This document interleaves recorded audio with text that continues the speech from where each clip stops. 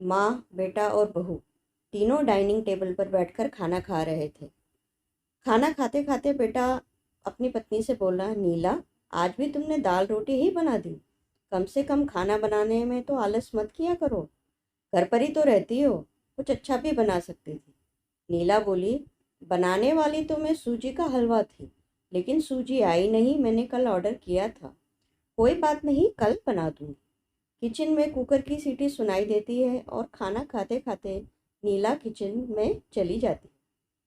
Kitchen से वापस आकर डाइनिंग टेबल पर बैठते ही नीला कहती है कि आलू पकाने के लिए रखे थे, शाम को आलू की टिकिया बनाएंगे। उसकी सासू माँ भी सुनकर खुश हो जाती है। नितिन बीच में ही बोल पड़ता है, ये अच्छा है, दोनों मजे करते हो, अपनी पसंद की चीजें जो बनाकर खाते हो। तभी डोरबेल बजती है। नीला फिर से खाने की टेबल से उठकर दरवाज़ा खोलने चली जाती है। दरवाजे पर डिलीवरी बॉय सूजी लेकर आया हुआ होता है। पार्सल लेकर नीला फिर से डाइनिंग टेबल पर खाना खाने के लिए बैठती है।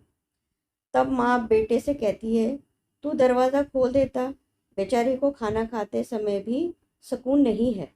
बेटा कहता है, सॉरी माँ, मैं नहीं उठ सकता, मुझे ऑफिस जाने के लिए देर हो रही है। नितिन खाना खाकर ऑफिस की तैयारी में लग जाता है।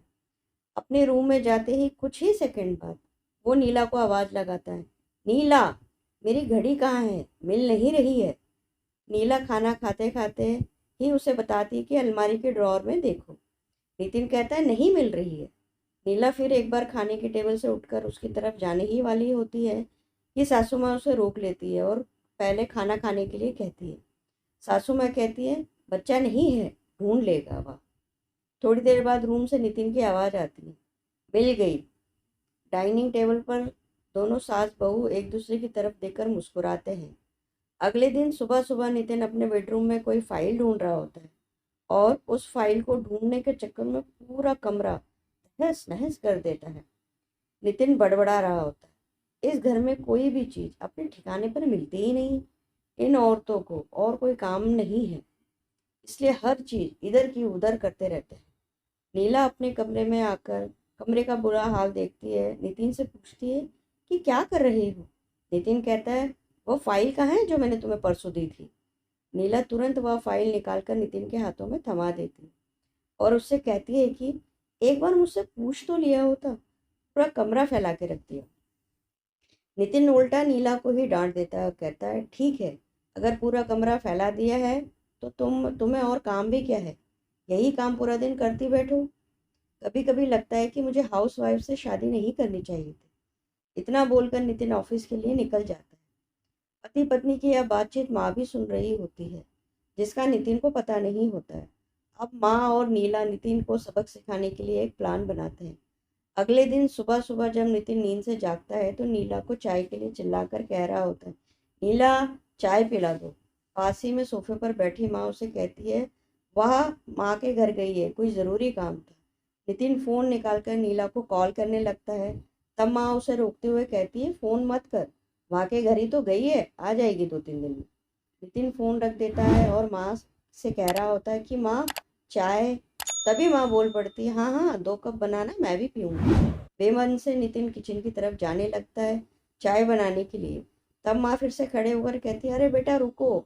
नितिन को लगता है कि माँ उसे रुककर चाय बनाने चली जाएगी, लेकिन माँ कहती है, मेरी चाय में थोड़ी चीनी कम डालना। नितिन चाय बनाकर लाता है और माँ और बेटा दोनों पी रहे होते हैं। तब माँ बोलती है, अच्छी बनाई है, लेकिन नीला जो चाय बनाती है उसमें कुछ तुलसी की पत्तियाँ डाल देती है, जिससे उसका स्वाद अलग होता है। बेटा कोई बात नहीं, अगली बार जब तू चाय बनाएगा तो ध्यान रखना। नितिन माँ की तरफ बस देखता ही रह जाता है। थोड़ी देर बाद नितिन माँ से कहता है, माँ, आज खाने में मटर पनीर। माँ फिर से नितिन की बात बीच में ही काटते हुए कहती है, अरे वाह, आज मेरा बेटा मुझे मटर पनीर खिलाएगा, अच्छा है अच्छा है। काफ़ी दिनों से मैं मटर पानी पनीर खाने की सोच रही थी। नितिन कहता है, अरे माँ, मैं तुम्हें मटर पनीर बनाने के लिए कह रहा था। नहीं बेटा, मेरे घुटनों में बहुत दर्द देता है, मैं इतने घंटों तक किचन में खड़ी नहीं रह सकती। नितिन अपना फ़ोन निकाल कर रेस्टोरेंट से ऑर्डर करने लगता है। तब माँ उसे रोकते हुए कहती है, इस उम्र में मेरा पाचन ठीक नहीं रहता बेटा, मुझे गैस हो जाती है और तुम मुझे बाहर का खाना खिलाना चाहते हो, तू तो अपनी माँ से प्यार ही नहीं करता। नितिन ना चाहते हुए घर का खाना बनाने के लिए किचन में चला जाता है। 1 घंटे बाद खाना बनकर तैयार हो जाता है। नितिन 2 थाली में खाना परोसकर माँ के पास आता है। माँ देखती है कि नितिन ने दाल रोटी ही बनाई है। माँ नितिन से कहती है, अरे बेटा तू तो मटर पनीर बनाने वाला था ना। नितिन कहता है, माँ यह आसान था। माँ कहती है, नीला होती तो मुझे आज मटर पनीर बनाकर ही खिलाती। चलो कोई बात नहीं, कहाँ मैं हर दिन मटर पनीर खाती हूँ, आज दाल रोटी ही खा लूँगी। हाँ, साथ में बैठकर खाते हैं। दोनों बैठकर खाना खाने लगते हैं। नितिन ने पहला निवाला मुंह में रखा ही होता है कि माँ उसे कहती है, अरे बेटा दाल में थोड़ा नमक कम है, जाकर जरा नमक लेकर आ।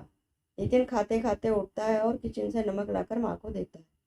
फिर वह खाना खाने बैठता है। बीच में ही माँ को खांसी आने लगती है और नितिन से कहती है, अरे बेटा खाना गले में अटक गया है, थोड़ा पानी लाकर लेकर आ। नितिन फिर से खाना खाते खाते उठता है और पानी लाकर माँ को देता है। इन सब से नितिन के मुंह पर परेशानी साफ देखी जा सकती। नितिन को महसूस हो रहा था कि जैसा बर्ताव वह नीला के साथ करता था उससे कितना बुरा लगता होगा। हालांकि नीला के मुंह पर कभी उसने शिकन नहीं देखी। माँ यही नहीं रुकती। खाने के बाद माँ नितिन को थालियां धोने के लिए कहती है। फिर माँ अपने बेड पर आराम करने लगती। उसके बाद नितिन रूम में जा रहा होता है तब उसे रोककर एसी कम करने के लिए कहती है। इन सब कामों से वह परेशान हो जाता है लेकिन कुछ बोल नहीं पाता। अगले दिन सवेरे सवेरे नितिन खाना बनाने के लिए सब्जियां काट रहा होता है लेकिन उसका ध्यान सब्जियों पर नहीं होता। वह नीला के बारे में सोच रहा होता है और पछतावा कर रहा होता है कि वह कितना गलत था कि हाउस वाइफ का काम आसान होता है। तभी बेख्याली में उसकी उंगली कट जाती है, उससे खून बहने लगता है और वह बेसिन में अपनी उंगली धोने के लिए चला जाता है। तभी नीला उसके पास आकर उसके हाथों में पट्टी बांधने लगती है। यानी कि नीला कभी माँ के घर गई ही नहीं थी। यह तो सास बहू का प्लान का हिस्सा था जिसकी वजह से नितिन से छुपकर उसी घर में रह रही थी। नितिन नीला को देखकर काफी खुश हो जाता है। नीला से कहता है, घर का काम हम दोनों मिलजुल कर किया करेंगे। नीला पूछती है, ऐसा क्यों? नितिन कहता है, मैं घर का काम सीख जाऊंगा और घर हम दोनों का है तो काम भी हम दोनों का ही होना चाहिए। इससे वो उसको सबक मिलता है। दोस्तों, अगर आपको हमारी ये प्रस्तुति पसंद आई हो तो हमें कमेंट करना ना भूलें। लाइक करें, शेयर करें और हमारे चैनल को सब्सक्राइब करें। धन्यवाद।